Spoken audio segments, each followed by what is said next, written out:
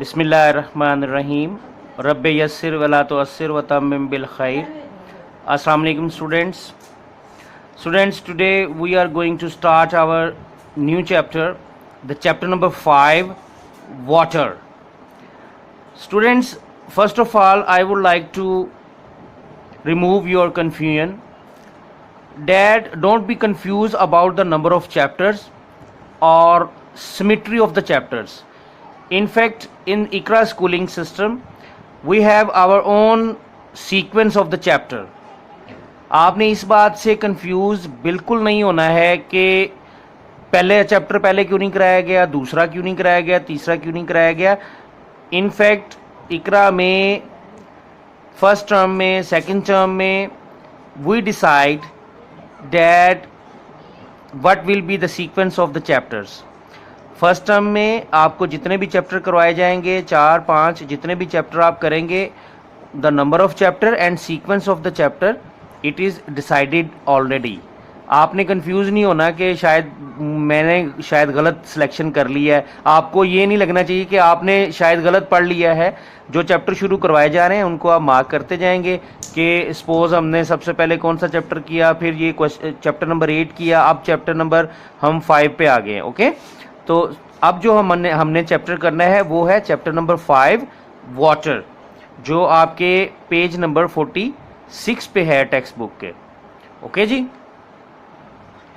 Ji, let's open your text books now at page 47. आज हम अपने चैप्टर का इंट्रोडक्शन लेंगे और वाटर के बारे में जो बेसिक चीज़ें हैं, चंद एक बुनियादी चीज़ें जो है उसके बारे में हम थोड़ा सा इंट्रोडक्शन बस हम ले लेंगे आज वाटर का. So here we are at page 47. Water is one of the most common compounds on earth and its atmosphere. It covers more than 70% of the surface of the earth. It exists in 3 physical states of matter: solid, liquid and gas. Okay ji, in this first paragraph we have come to know that water is most common compound on this earth and its atmosphere. कि इस अर्थ के ऊपर, ज़मीन के ऊपर पानी जो है वो क्या है, कॉमन कंपाउंड है. और जैसे कहा जाता है ना, it is said that water is life, तो वाटर तो ज़िंदगी है भाई. ठीक है, तो 3 हिस्से पानी है, 1 हिस्सा खुश्की है. इस किस्म की भी बातें की जाती हैं. तो हमने यहाँ पर भी पढ़ लिया कि it covers more than 70% of the surface of the earth. तो 70% अर्थ का वाटर ने कवर किया हुआ है. ठीक है, और अच्छा एक इसके बारे में हमने मैटर के बारे में पढ़ा था क्लास 6 में. इन क्लास 6 हमने मैटर की 3 स्टेट्स पढ़ी थी, आपको याद होगा, सॉलिड, लिक्विड और गैस. अच्छा, वाटर एक ऐसा कंपाउंड है बेहतरीन कि इसमें ये तीनों स्टेट्स में एग्जिस्ट करता है.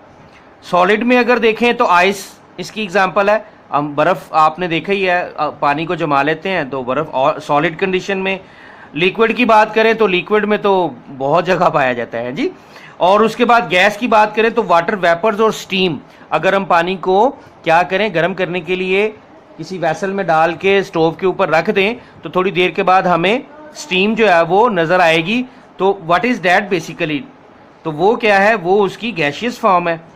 तो अब तक हमें जो बातें वाटर के बारे में पता चली वो ये हैं कि एक तो ये कॉमन कंपाउंड है और 70% ऑफ द अर्थ इसने कवर किया हुआ है. ठीक है जी. उसके बाद ये कि ये तीनों कंडीशंस में पाया जाता है, सॉलिड, लिक्विड और गैस. तीनों 3 states, 3 physical states of matter में ये पाया जाता है. ठीक है जी. और अगर हम इस 3 लाइनों को देखें तो इसमें हमारे जो आज के की टर्म्स हैं वो भी कुछ कुछ हमारे कवर हो रहे हैं. और आज के बेसिकली हमारे जो की टर्म्स हैं ना वो ये हैं: atmosphere, physical state, freeze, boil, billions. अब एटमॉस्फेयर की हमने बात कर ली है, फिजिकल स्टेट की भी हमने बात कर ली कि जो फिजिकल स्टेट पता है क्या होता है, किसी भी चीज़ की ऐसी हालत जो ज़ाहरी तौर पे नज़र आ रही हो हमें, जैसे आइस जो है तो वो that is basically solid, and water जो है लिक्विड फॉर्म में जब है तो वाटर जो एक लिक्विड है तो वो क्या कहला रहा है हमारा, वो उसकी एक अनदर फिजिकल स्टेट है, ठीक है। और गैस फॉर्म जो है that is another physical state of water. तो फिजिकल स्टेट कहते हैं जो ज़ाहरी कंडीशन होती है, ओके जी। तो उसके बाद हम मजीद आगे रीडिंग करते हैं।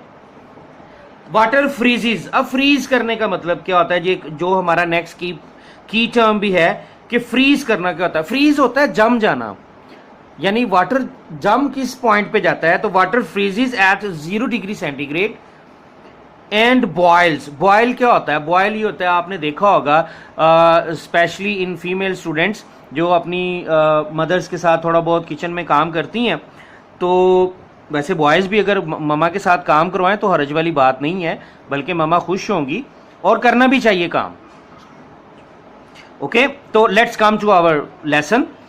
तो वाटर जो है वो फ्रीज होता है 0 डिग्री सेंटीग्रेड पे एंड बॉयल्स एट 100 डिग्री। अब बॉयल से हमारी क्या मुराद है, आपने देखा होगा कि अगर हम पानी लें, किसी वेसल में पानी ले लें, ठीक है, और उसको हम स्टोव के ऊपर रखें, हीट करना शुरू करें, तो एक पॉइंट ऐसा आता है जहाँ पे ना हमें वाटर के अंदर कुछ बुलबुले से बनते हुए नज़र आ रहे होते हैं, पानी जो है वो बहुत ज़्यादा खौलना शुरू कर देता है।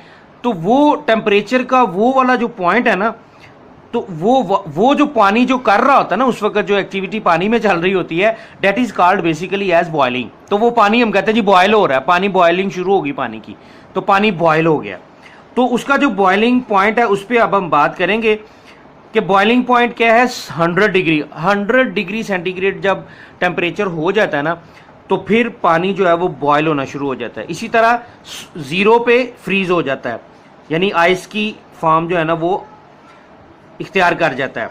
तो the temperature at which water converts into ice is called its freezing point. ये डेफिनेशन आ गई हमारे पास किस चीज की, फ्रीजिंग पॉइंट की, यानी वो टेम्परेचर जिस पर पानी क्या हो जाता है, आइस में तब्दील हो जाता है, वो कहलाता है उसका फ्रीजिंग पॉइंट। और उसके बाद and the temperature at which water starts boiling, और वो टेम्परेचर, वो दर्जा हरारत जिस पर पानी जो है वो क्या होता है, बॉयल होना शुरू हो जाता है, वो उसका कहलाता है बॉइलिंग पॉइंट। तो ये दो डेफिनेशन हमारे हाथ लग गई हैं यहाँ से, फ्रीजिंग पॉइंट की और बॉइलिंग पॉइंट की, और हमें पता भी चल गया कि फ्रीजिंग पॉइंट और बॉइलिंग पॉइंट उसका कितना है। So now it's time to open your workbooks at page 49। इन दो डेफिनेशंस को हम वहां पे लिखेंगे, ये हमारे दो क्वेश्चन है at page 49 of your workbook. So open your workbooks at page 49। Okay जी, right here in front of us we have page number 49. It's your page number 49 and the first question is define freezing point of water. I already have done this. Please note down this answer. The temperature at which water converts into ice is called its freezing point. Freezing point of water is 0 degree centigrade. 0 centigrade. And the second question is define boiling point of water. The temperature at which water starts boiling is called its boiling point. Boiling point of water is 100 degree centigrade. It's your page number 49. इसको आपने क्या करना है, complete करना है। Okay जी, let's know something more about water now. We know that everything is made of atoms. Atoms join together to form molecules. Atom जो हैं वो मिलकर मॉलिक्यूल्स बनाते हैं, और वाटर का जो एक मॉलिक्यूल है उसमें 3 एटम्स होते हैं। 2 एटम्स होते हैं हाइड्रोजन के और एक ऑक्सीजन एटम होता है। तो हमारा एक जो है वो वाटर का मॉलिक्यूल बनता है। अच्छा, अब ये जो मॉलिक्यूल है ये ऐसा नहीं है कि ये पानी का जो एक ड्रॉप है वो शायद एक मॉलिक्यूल है, नहीं, ऐसा नहीं है। आप उसको ज़हन में ज़रूर ला सकते हैं कि शायद मॉलिक्यूल समथिंग लाइक दैट होगा, लेकिन ऐसा नहीं है। A single drop of water contains billions of water molecules, यानी एक सिंगल जो ड्रॉप है ना वाटर का, उसमें बिलियंस ऑफ, बिलियन किसको कहते हैं, 100 करोड़ को कहते हैं बिलियन। तो आप अंदाज़ा लगाएं कि एक ड्रॉप में कितने मॉलिक्यूल्स होते हैं और मॉलिक्यूल फिर कितना छोटा होगा, तो उसको तो कंपाउंड माइक्रोस्कोप से भी क्या, हमें मेरा ख्याल है इलेक्ट्रॉन माइक्रोस्कोप से उसको शायद परहैप्स हम देख सकें।